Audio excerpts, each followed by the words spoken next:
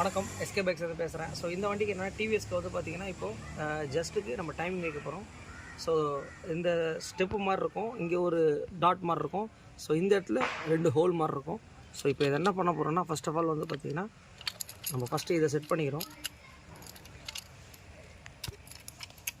So first வந்து நம்ம இந்த மாதிரி செட்டிங் பண்ணி இதை நம்ம வச்சிடறோம். ஸோ அதுக்கப்புறம் வந்து பார்த்திங்கன்னா இந்த பக்கம் வந்து பார்த்திங்கன்னா ஒரு வாஷர் ஒன்று வரும். ஸோ இந்த வாஷர் எந்த இடத்துக்கு வரும்ன்றதை கரெக்டாக சொல்கிறேன், பார்த்துக்கோங்க.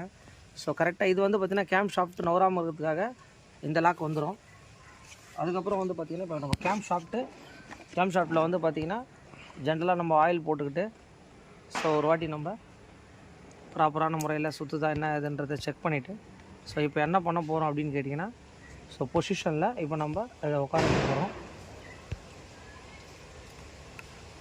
ஸோ இந்த வாஷர் எதுக்குன்னா, இந்த பேரிங் வந்து பார்த்திங்கன்னா கேம் ஷாஃப்ட்டு நவுந்து வராமல் இருக்கிறதுக்காக இது வச்சுருக்காங்க. ஸோ அதுக்கடுத்த டைமிங் எப்படின்றத செட் பண்ண போகிறோம்.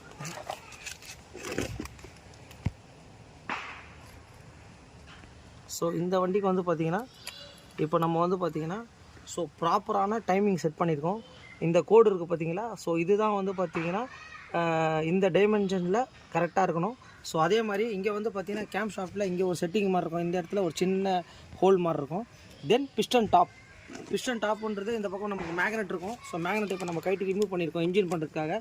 இந்த இடத்துல பாருங்கள், ஸோ இதுதான் வந்து பிஸ்டன் டாப். ஸோ இந்த டைரெக்ஷன் டைமிங் எல்லாமே பக்கா.